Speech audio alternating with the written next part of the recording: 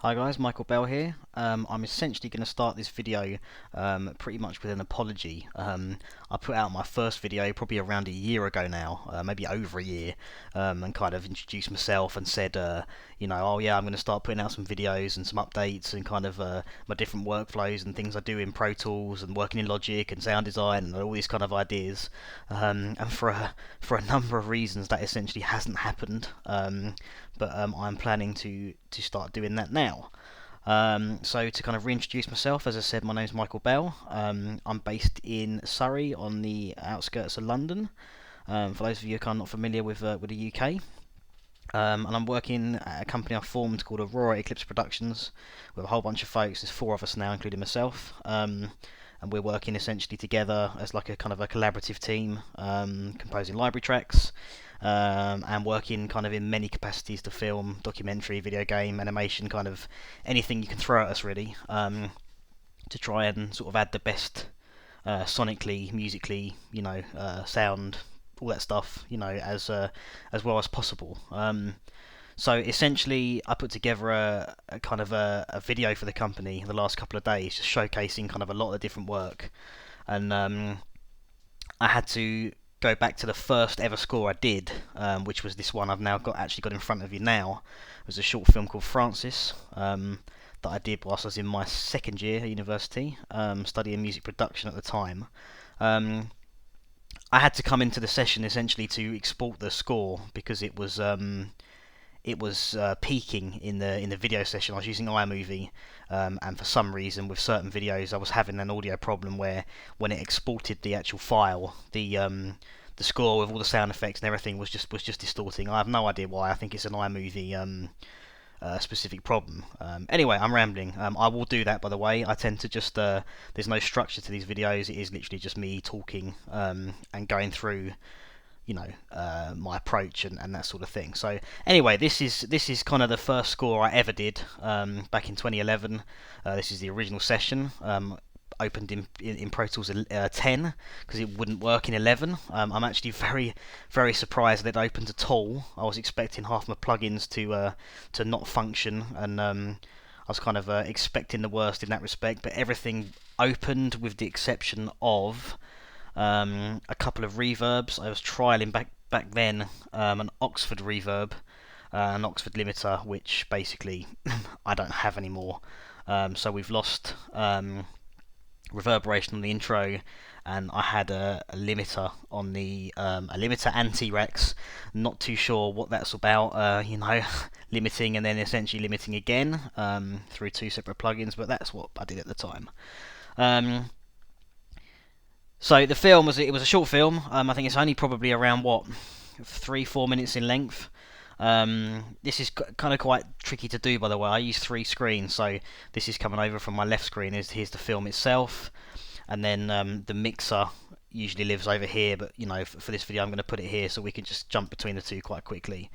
But it's a short horror film. It only required kind of it's quite heavy in music. There's music probably throughout the whole film, and the director at the time, he wanted me to add some kind of sound design effects of like flies swarming and clock ticks and things like that. And there were sort of segments in the film that are quite dreamy. So he wanted there to be like an otherworldly type of feel to the score, which I did for him. So ignore these tracks at the top. This is way back when what we got here.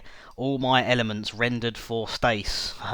Stace was a very good friend of mine today, actually, one of my lecturers at university, and essentially because he didn't have the plugins here on the college computers at the time, I bounced all my elements. So I've got all of my elements, my orchestral elements, my effects, and a reverb channel, which seems to pretty much just be the piano by the looks of things going through that channel for him. So we can ignore these tracks because I've muted them. We're not using them at all. So in terms of setup, I was quite surprised back here. I didn't use none of these orchestral elements are going to any reverb buses at all. They're bussed out to 1 and 2 and 5 and 6, which I believe I kind of had intro effects 1 and 2, then just effects, clock, So that's the kind of, this is a lot of the effects, the flyers, pads through Alchemy, Camel Audio plugin, which no longer exists. Unfortunately, Camel went bust, which I was actually quite sad about. They made this plugin, which some of you may have used. If you can still get your hands on it, I would. It's fantastic. You can kind of go all out in this and change up the sounds, drag your own sounds in and modulate them together, amp them, tune them, pan them, all that sort of stuff is great. Anyway, yeah, and then of course the flyers and the visions, but the actual orchestral sections coming here, there's no reverberation on it at all, which is, you know, well, I'm quite pleased to see that, because if you kind of listen to it, and this is kind of everything in. If we come to the orchestral sections, so I've got like effects. If I kill the orchestra, I've got all elements there, lots of effects. And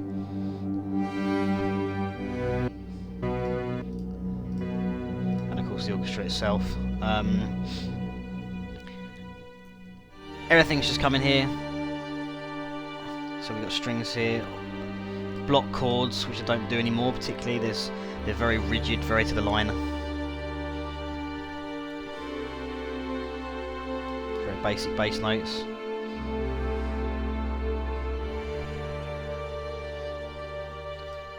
Choirs.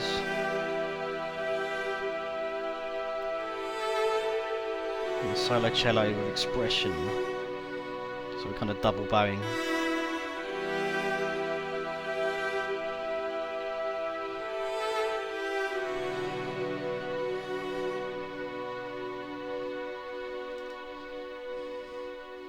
Yeah, all very simple stuff.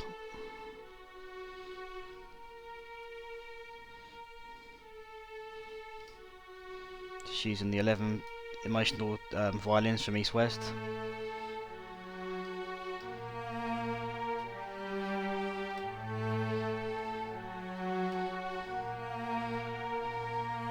The choirs are even through Alchemy, so they're totally synthesized. Clarinets as well, just doubled. And then we come into our kind of space designy. What is it using? Clock. I think it's an NI, it's a core patch. Core's gone as well now, Core's not about. And there's some great libraries in this, Paranormal Spectrums, which I use for this. Then you've got the fly effects. Kind of scratchy violin effects here, drums.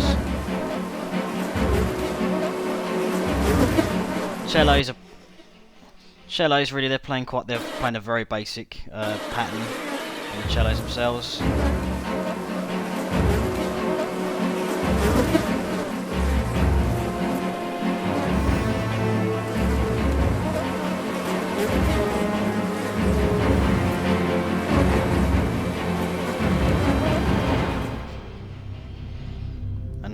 I mean, then we go back to our pad again, Alchemy, and the clock ticks, which will come as came before.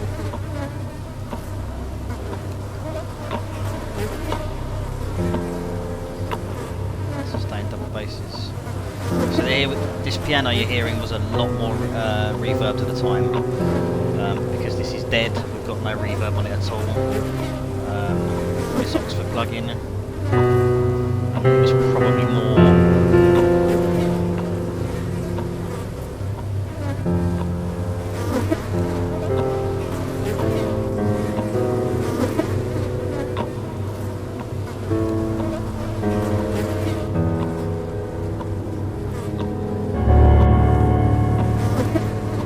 Yeah, it was more like that, not as loud, but more like that.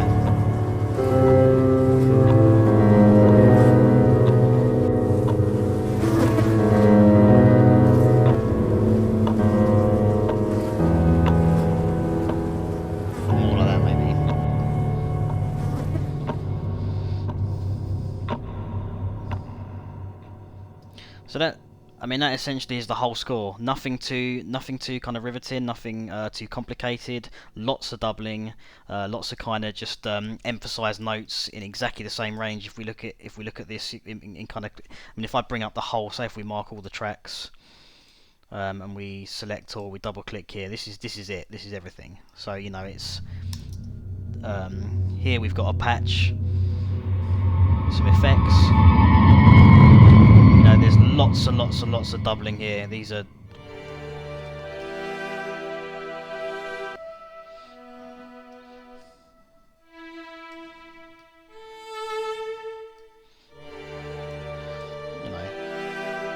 nothing too complicated, block chords, and of course all doubled up, same sort of thing. But you know, for my first score, I'm actually very pleased with it, even to this day. I think this part at uni at the time, we were kind of looking at kind of atonal kind of chords and menace and things like that, and I managed to submit this as a brief for menace, basically based on in this section.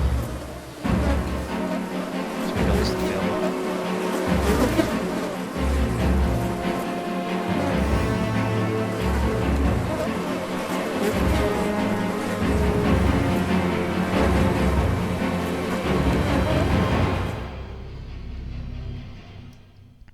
We were looking at the time at kind of a lot of Stravinsky, you know, the Rite of Spring, where it kind of, you know, you get the stabby parts, if you like, or the accents where you don't know where they're going to come, when they're going to, you know, when you're going to hear them really in the score. I mean, I know this is very much to the beat really, but that's kind of where the idea came from, for the kind of for this kind of fast, you know, action part of the score. I mean, I suppose what I wanted to kind of, the thing that surprised myself with this video really was the amount of kind of sort of sound design and synth and synthetic kind of elements that actually went into this. And I kind of after this, kind of my following scores, they were focusing a lot less on that and more on kind of the orchestral elements only. And to be honest, I mean, I'm only really starting to kind of come back to those elements, and a lot of, I mean, I'm still kind of doing a lot of horror, a lot of thrillers, kind of ghostly sort of stuff, and therefore, you know, it still needs a fair, you know, it needs an element of atmosphere, which I tend to achieve through strings and kind of those types of elements. But the sound design parts are definitely coming back. But I mean, if we just listen to this purely based on the actual, if we mute the orchestra and purely play you know, the effects and the sound design, you hear it's absolutely pumped with it.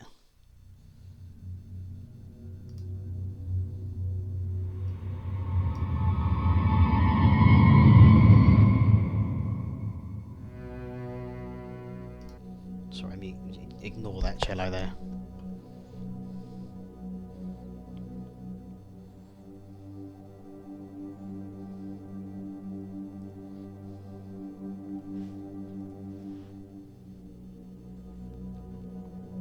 It's just doubling, really. It's just doubling the bass notes, really. Here was all orchestra.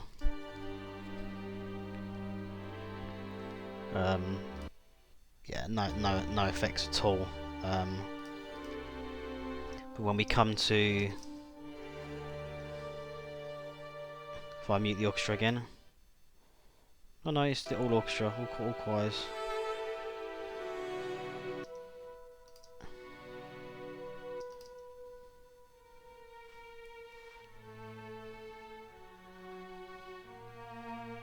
So this is all going to be, this is all running, this is all East-West, by the way, Symphonic Orchestra. I had the gold edition, so I've got the platinum edition, sorry, so I've got the extra mic positions, but I wasn't using them. So here's where the effects come in. We've got this whole clock sequence. This is a combination of paranormal spectrums in core and Alchemy. All these effects, these string effects.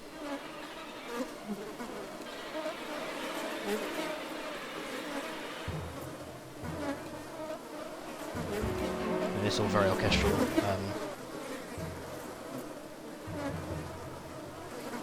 drums are going through effects for some reason. Not too sure what that's all about.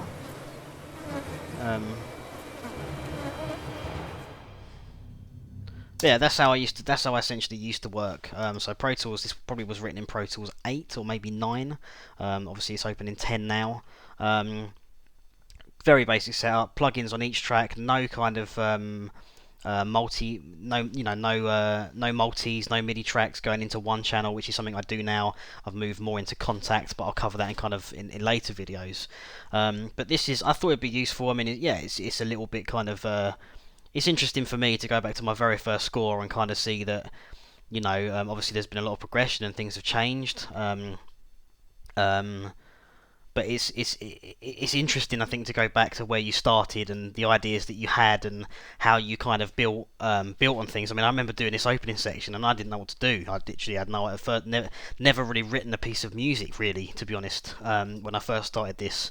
So they're just long drawn out notes. But I think they work. I think it was effective with the scene. It was ominous. The director at the time was very happy, and I'm very grateful for him to giving me the opportunity to kind of work on the film, given that I hadn't kind of done any film work really to date at the time that they gave this to me. This definitely, the clocks in Core, again, the Paranormal Spectrums libraries. I mean, this again, Native Instruments, they don't even support this anymore, but it's fantastic. The sounds you got in there, and for kind of getting quick atmospheres and just getting the job done, fantastic. And you can modulate all these things: C, reverb, atmospheres, times, distortion, or speed. Speed in this case was important. I adjusted the speed to kind of speed was assigned to how many ticks were actually used, how frequent the frequency of the ticks, if you like, in the watch, which was kind of paramount to this in kind of setting the pace of the film. Pads in Alchemy, again, another great. It doesn't look great, but it's fantastic, the stuff you can get. Organic Interfaces was the one I was using with this, and really helped me out. And the vision sequence, again, Alchemy. Dementia, very appropriate, very appropriate, to be honest, given the context of what we were doing. But it's it's been interesting to kind of visit this, and I hope you guys will kind of follow my following videos. Some may go up on the company, and some will be kind of more based on my kind of personal YouTube video. But anything you want to ask about this particular video, feel free to go ahead. We had kind of 2 double bass here, so I had stabby notes, which obviously I used within these sections. Doubled. Boom, boom, boom, boom. Yeah. And sustains. Only. Oh no, it's a fair few cellos, different cello patches for different sections. I seem to use this violin patch fairly consistently for the kind of sustains, if you like, and then violins ensembles, which was the 11 in motion DFX. DFX means you switch on the mob wheel between kind of low and different playing, different pressure, if you like, on the string. I don't think I even touched that here at all. If I open this up and if we look at the modulation on it, I very much doubt I used it at all. Let's have a look. Controllers, modulation mod. Well, no, it's in there. Look, bit of mob wheel, but nothing too. More just to introduce the cue, the strings. And here I've amped it up. Very subtle, but it just increases it slightly. I do a lot more of that now. A lot more velocity work, and a lot more modulation and things like that. So yeah, I mean, I hope you follow the next video. I hope it's useful in sort of some way. And yeah, please follow the next video, and we shall see you next time. Thank you. Bye bye.